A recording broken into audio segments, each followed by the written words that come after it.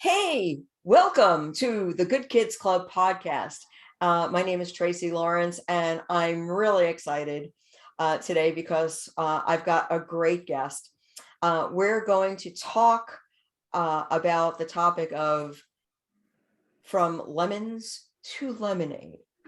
I'm pleased to say that I know a lot about this topic, or maybe I'm not so pleased, because in life, very often life does deal you a lot of lemons. There are periods in everyone's life where it just seems like there's a lot of unfortunate stuff happening. But having the right attitude in your life can help you to take those adverse situations and turn them into something positive. It can be a learning moment. It can be a teaching moment. It can be something really great and life-changing. So without further ado, I'd like to introduce you to my friend, Tom Tressler, who's going to tell you about his story of turning lemons into lemonade. Hey, Tom. Hey, Tracy, it's good to see you. Same here. So, I thought about the topic, lemons to lemonade, and I think I have to kind of modify it a bit for me. Okay. It goes from lemonade to lemons to lemonade. Okay. And I used to say for years and years, until I was close to 50, that I've been so lucky. Just literally almost no drama in my life. Parents stayed together, they were healthy, the family, everything was going well. I had a number of just incredibly cool, exciting jobs that were more than jobs. They were literally a piece of my life, huge piece. And I haven't been married, and so I haven't been divorced. There's just so many things that I haven't experienced or I hadn't experienced for most of my entire life. And I used to tell people that, my turn's coming, but I don't know what it is to walk in your shoes. I really didn't know. Through life, most people experience some trauma, some drama from early on all the way through. It kind of just, and we get stronger and we carry it. And I saw it. My career happened to involve, I worked with the regional organ donor program for almost 12 years. And so I saw every day families' lives literally torn apart. And then I founded the regional office of Make-A-Wish. And so I saw that family, upheaval, and it really made me count my blessings. And I just thought, wow, this is incredible. And then the wheels started to fall off a little bit right around the time, is mid-pharmaceutical sales rep career, that my father had a heart attack. And during that period of time, Mom had some experiences that I thought were a little troubling. And while she was admitted for collapsing in the hospital to visit my dad, who was trying to die at the time, was diagnosed with Alzheimer's. And I was the only sibling in town and trying to hold a full-time job. So that went on for 3 years, that I was getting up extra early so I could pick up my mom. She still was independent enough to live at home, and take her to the hospital, because Dad was at one stretch in the hospital or rehab for 6 months, and pick her up at the end of the day, get her home, get her, her medicine, everything we need. And I'm preaching to the choir, Tracy, because you know this lifestyle. And sadly, yes. It got more and more involved. It was a slippery slope. I didn't know anybody that were taking care of their parents, so I didn't know what to expect. And I just thought, well, this, but something's going to happen. There must be a natural process to this. I just didn't think that I was the natural process. And nothing natural about caregiving, Tom. You know that. No, now.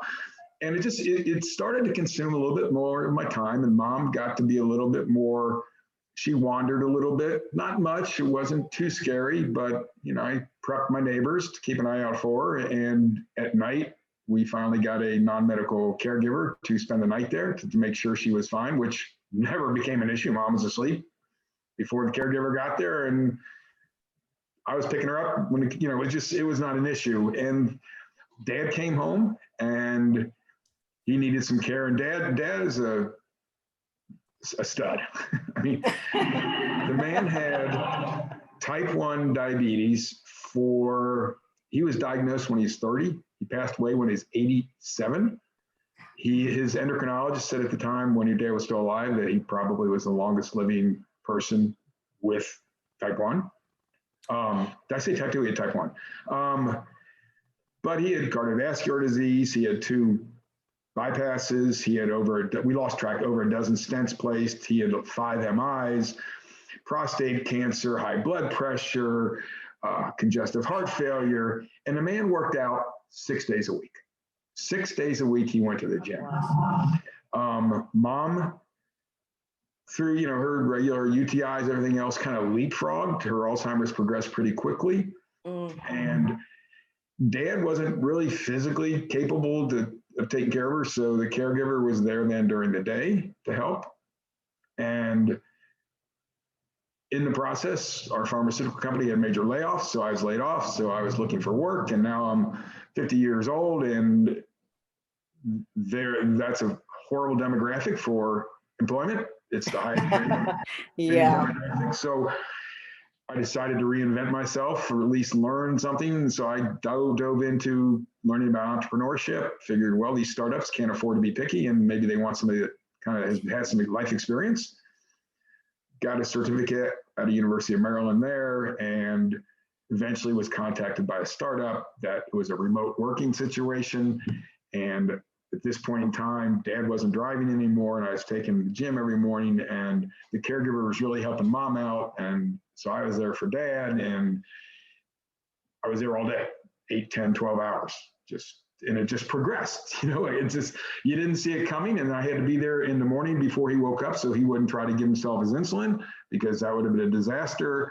It was just one thing after the other. And his cognitive function deteriorated. I don't think it was Alzheimer's. I learned enough about it to see it was probably both from all his falls and just his his atherosclerosis. His arteries just were, not flowing like they should. So he needed round the clock attention for the most part, and so did Mom. And that's not cheap. And you can't ask a caregiver to take care of 2 dependent adults. So it was, an act of God that I was laid off. And then I got pulled into the startup world and was able to work bedside, basically. And that went on till 16. Dad passed away after a fall. It was hard, but I feel guilty saying it, but it was a relief. His quality of life is horrendous. He was only hanging on because he felt he was taking care of my mom, and he needed to be there for her. He knew how sick she was.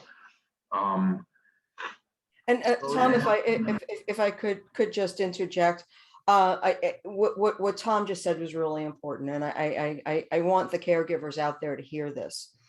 A lot of times when we're caring for someone and we are watching them deteriorate, and they're in so much pain, and they're at a point in their lives where their quality of life it just is so low that when you're praying for them to end their suffering.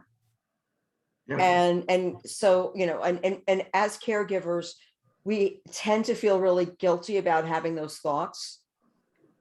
And so it's really important to understand that being that compassionate person who wants your loved one's suffering to end, it doesn't make you a bad person.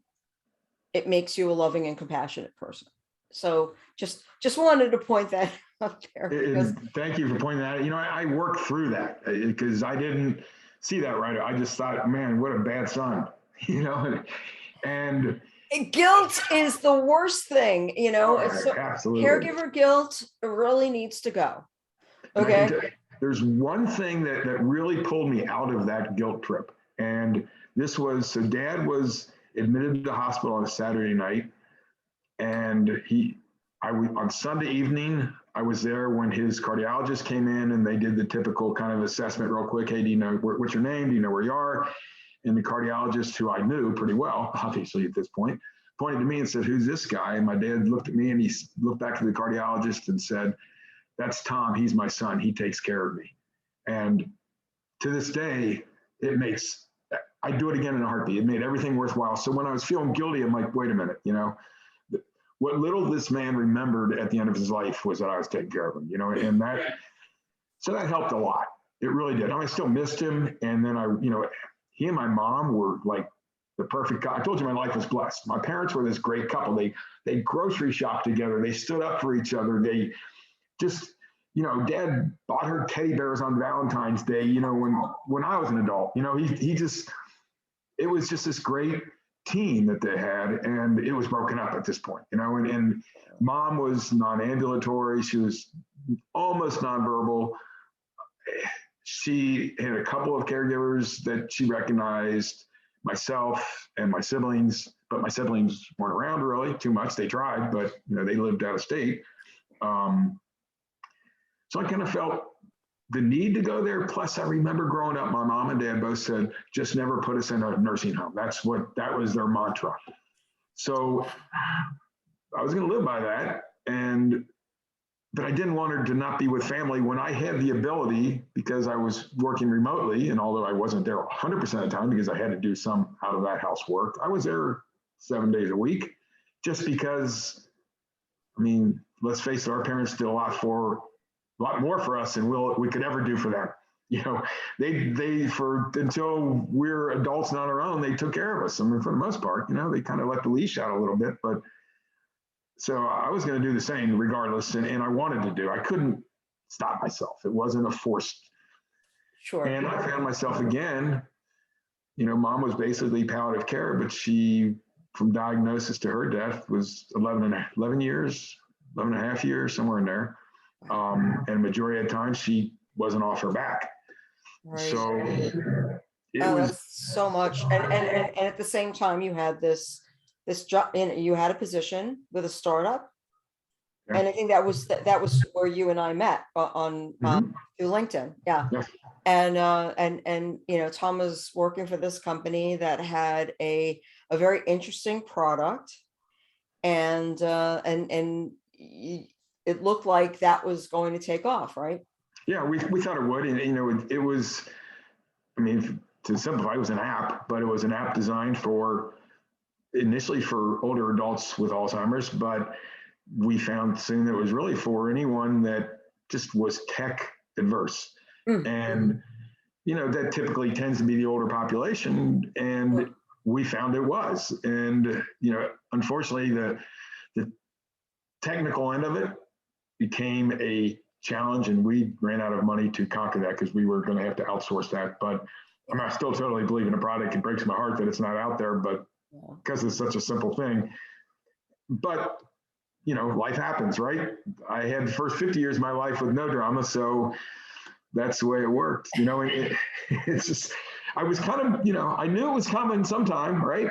And we all know, we don't get to be this age without seeing it and experiencing it. And I just made it for a long time with just the luckiest life alive. But the scales had to balance out. It wasn't fair. Everybody else got the drama and I didn't. So it started coming. And so still taking care of Mom, and things are cruising along, and 2018 hit. And first thing that happened was 2 years and 1 day after my father passed away, I was called by my cousins. All the cousins in our family have always been, we grew up tight. It was just a great thing. They're up in Indianapolis, this family. And he had ruptured aneurysm, and that was in the evening. The next morning, I drove into Indianapolis and sat with my other two cousins. Eventually, they extubated him, and he passed away, and it wasn't a peaceful passing away. Oh. So that was tough. And then a month later, and I won't go into any more detail than this, I found someone very close to me passed away. That was incredibly difficult. And that was in April. And then in October, I watched my mother pass away, and I'd watched my father pass away too. And then in January, I was in a long-term relationship, and that ended. And it was 10 months of, okay, I think we're even now, guys. I've had my share and I got it all in a 10-month stretch because some people, I don't regret being there for my parents or finding this person. I mean, I wouldn't trade those experiences for anything. I would there's nothing I would do to avoid that. I was meant to be there in those three situations, and thank God I was. Absolutely. So, Those things make you the person you are. yeah, and it was just, it did. And I felt with my experience all the way back to the organ donor program and Make-A-Wish that I had a pretty unique perspective on death. And I observed enough people navigate that when it's especially a family member that I had some of the tools. I mean, you're never quite ready. You never know how it's going to feel until you feel it, right? Precisely. Yeah.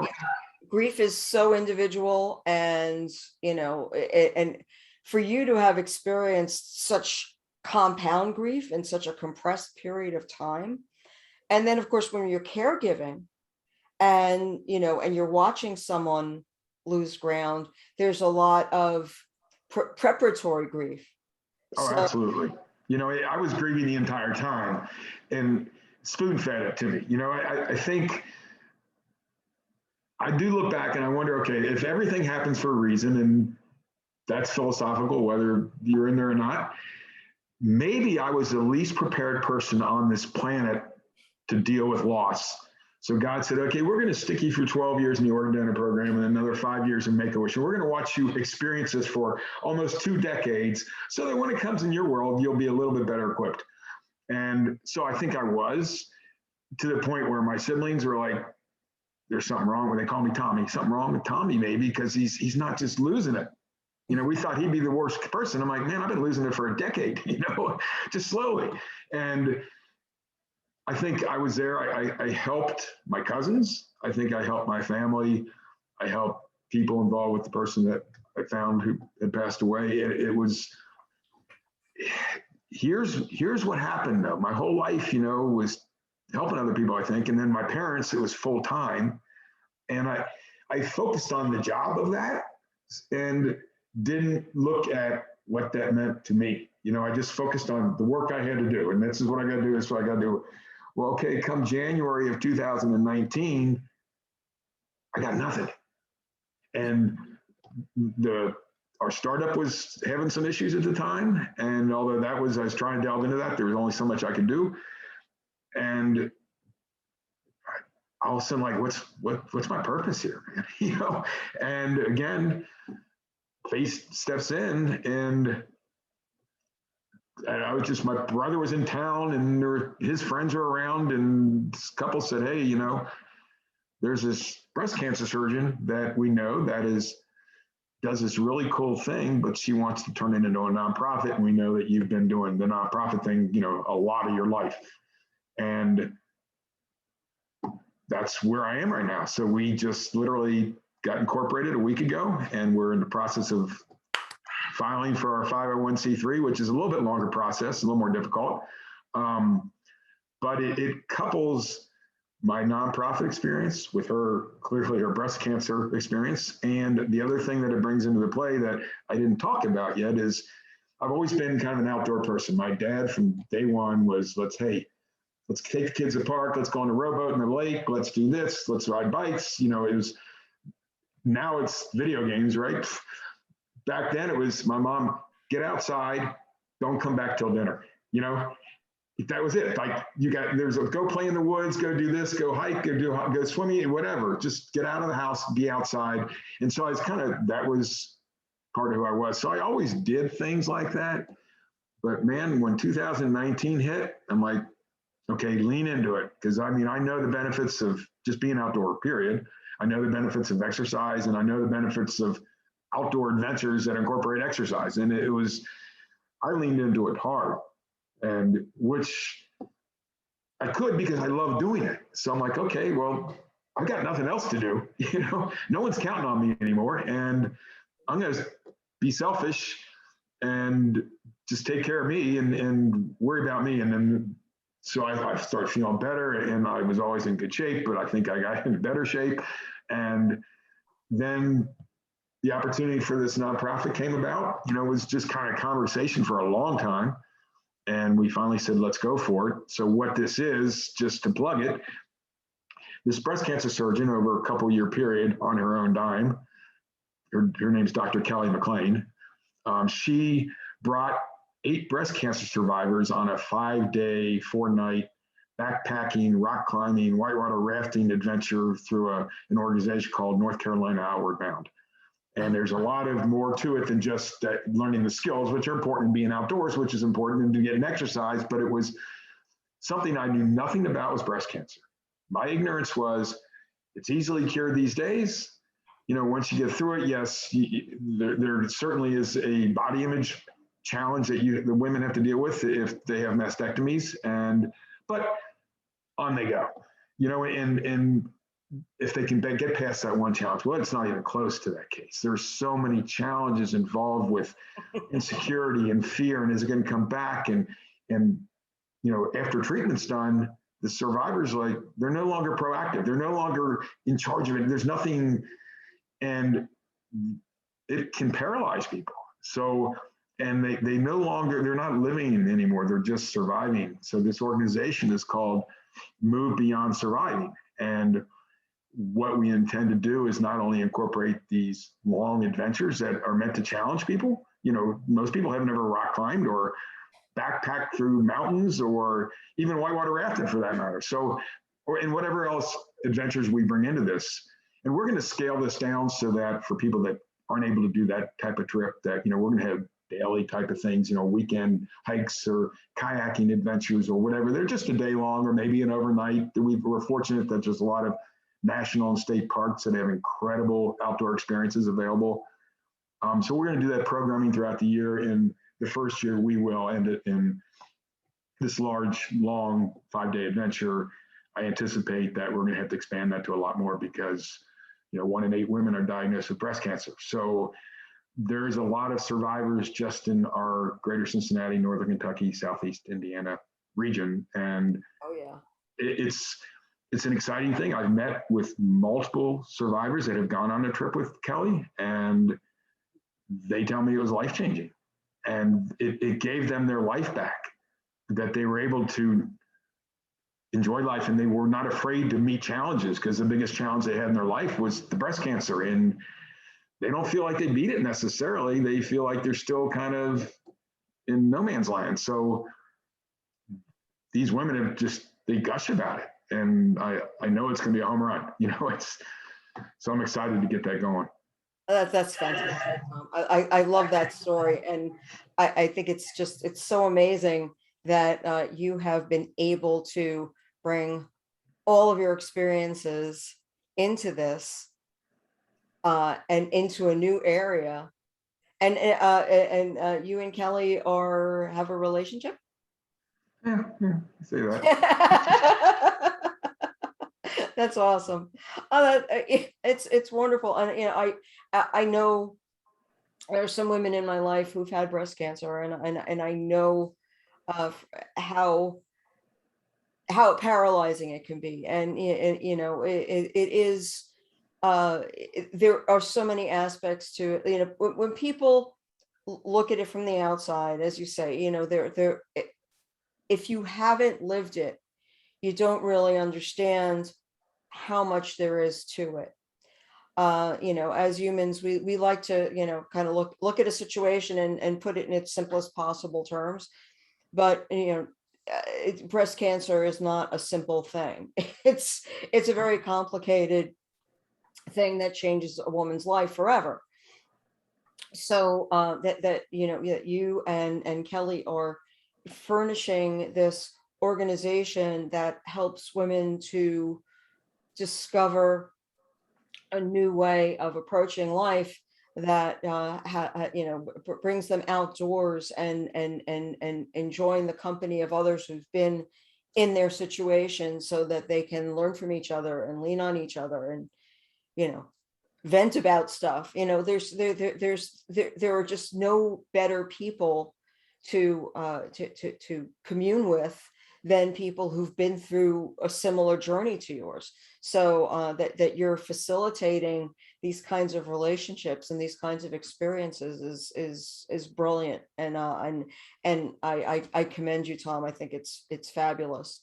So, and congratulations on becoming a corporate entity and Thank you. getting your nonprofit thing going. That's truly inspirational. It's you know, I think about just who I am, or I think about a lot of things. I think too much probably, but you said something that really hits home, and it's essentially, you know, you don't know what it's like to walk in another person's shoes unless you've walked in them yourselves, and it's the truth. You know, when mom was diagnosed and I was dealing with that, and you know, on my own, that I kept quiet about it for the most part, and I didn't talk about it because I didn't just think anybody wanted to hear about it, anybody knew about it, anybody would understand. And one time I was unwinding, having a cocktail, and a woman and her husband sat down next to me that I knew, and turned out that her mother had passed away with Alzheimer's. And we chatted it up, and people around us, we were like, you laugh, right? There's plenty of funny stories if you keep, and people were like, what's so funny? And we'd start telling them, and they look at us like we were heathens because we were laughing about our parents who did something that went, and I found that it was comforting to know that other people, parents had Alzheimer's, even though I knew they did, and I knew what the numbers were, I just never thought anybody did. I found out through the course of years how many people that I knew whose parents had Alzheimer's or were diagnosed with it since my mother. And it becomes this community that I just think everybody needs to always keep that in mind. You hear that, never judge someone else because you don't know what's going on in their life kind of thing. And it's the truth. And my ignorance about breast cancer, I mean, I accepted that. Like, I just assumed, because I had nobody in my family ever was diagnosed. Again, there's my great life. And what I've learned is, wow, it's so, I guess what you said though, until until you've been there, don't assume because you don't. And Tracy, we talked, and to have a parent, aging parent period is a very difficult thing. If we assume the role of caregiver, and someone with Alzheimer's is a challenge in itself, and we're usually uneducated about it. And for me, I was, I didn't know what the Alzheimer's Association did, for instance. I had no idea they offered all these resources. I just knew it existed. I thought it was money for research, and I didn't know all the resources out there. So I learned by trial and error, and lots and lots and lots and lots and lots of error. And I don't know. I guess that's what empathy is all about, because I just refuse to judge anybody, because man, I can put on a smile. 2018, 2019, when all four wheels were off, I still, when I could muster a smile up, then I'd be around people and they had no clue. I was like, devastated inside. So, yeah, and the other thing I think is important for people to realize is that when you're going through these things, like the caregiving journey, for instance, it's so isolating because you tend not to have a lot of friends who are in your situation. And if you try to talk to them about it, they try to offer you their perspective. And usually when they have absolutely no familiarity with what it's like to be a caregiver, the things they say to you are usually wildly inappropriate. yes. And so you have this tendency to just kind of like shrink back, and you don't want to talk about it anymore. Yeah, and almost my tongue is full of scars from biting it.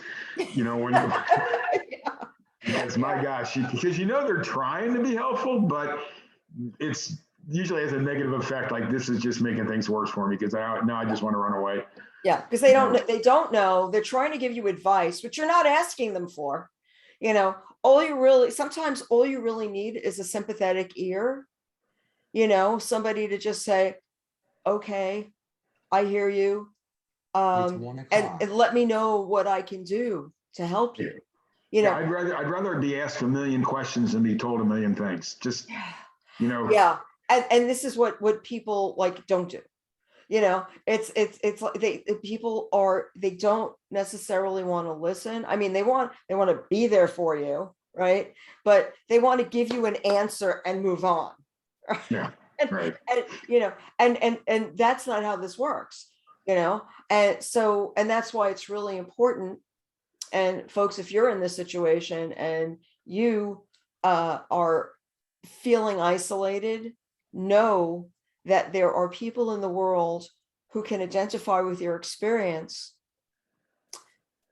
You can find them, you can reach out to them, and you can ask them to just to listen to you. They And know that's, how to support you. yeah, it's so important. Seek out people who have been on the same kind of journey, because you know when you're a caregiver and you have these thoughts, like, and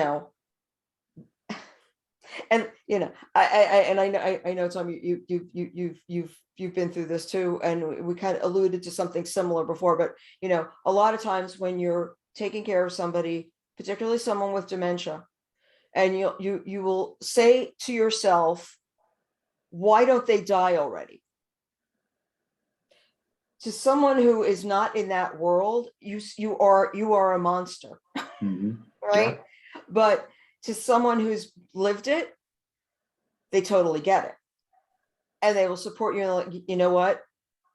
I understand why you said that, and I know exactly what you mean, and I know you're not a monster. You have been helping this person for a very long time. You've been watching them go through all this misery, and you just want the misery to end, and there's nothing wrong with that.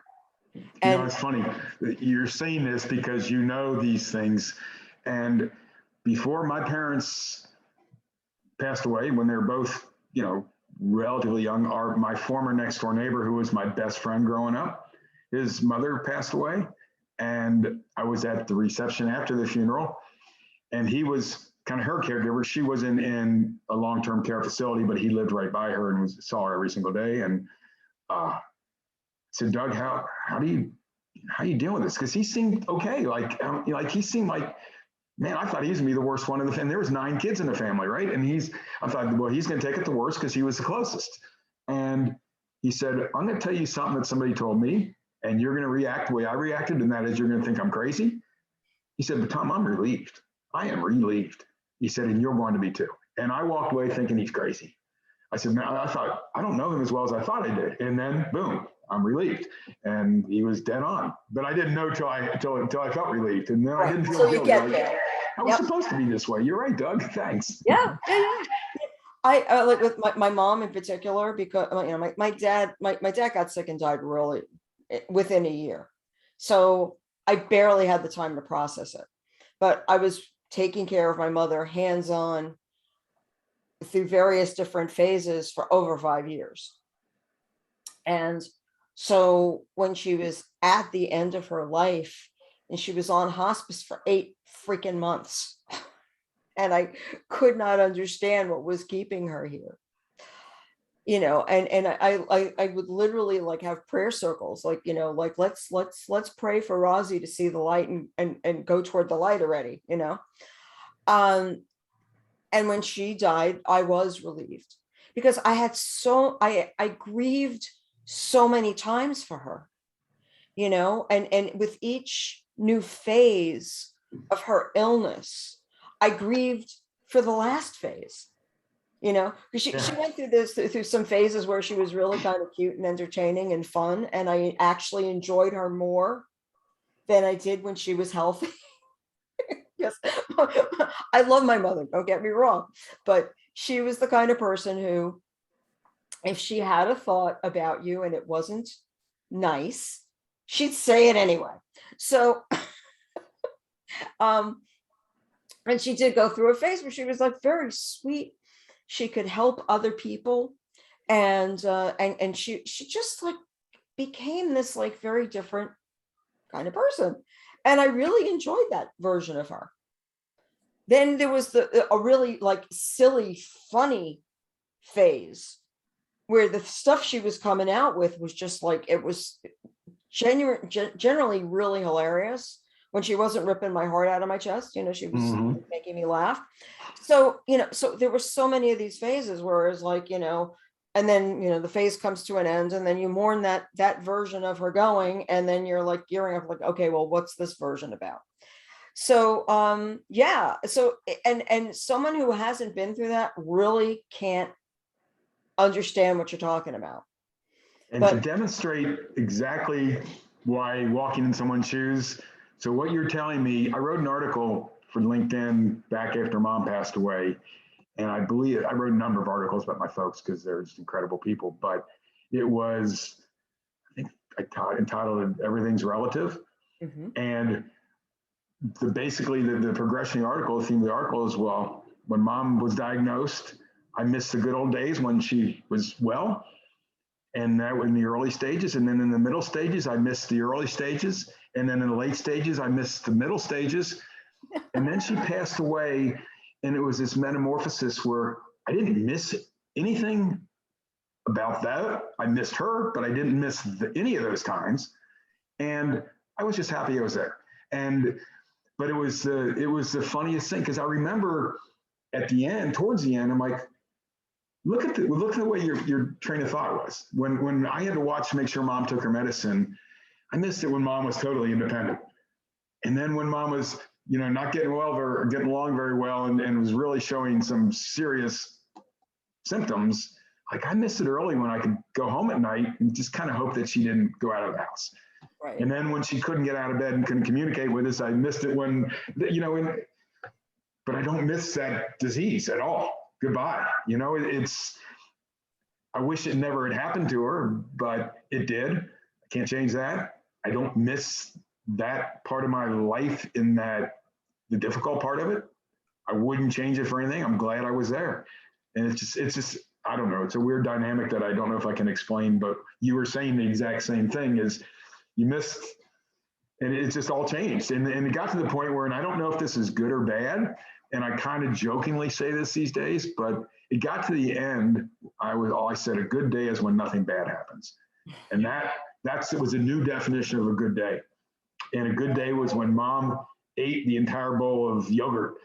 Like, that was a good day. You walked out thinking, wow, cool. Or she smiled. Yeah. And that constituted a good day, where a good day used to be, whatever. I mean, imagine the good times we've had in our lives. So Yep. It is an evolutionary process. Yeah. Well, Tom, I'm so glad we got to spend some time together today, and I'm sure that listeners are going to really get a lot out of our talk today.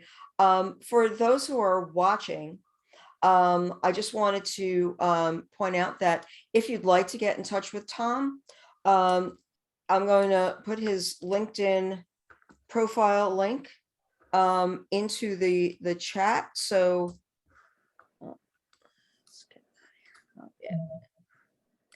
And paste. Okay, so this is Tom Tressler 3. So if you're looking for Tom on LinkedIn, that's where he is. And I hope that you guys will follow along with me as we watch his new organization take off. And tell us again what the name of the organization is, Tom. It's called Move Beyond Surviving. We don't have an online presence yet because we're not incorporated, or we're not tax exempt yet, but we will be developing that. So fantastic. So we will be looking out for that. And so I hope that that you have derived some inspiration from this talk, because as you can see, as we go on through life, there are many changes. There are a lot of things that life can bring our way that can be very sad and very, very, very challenging.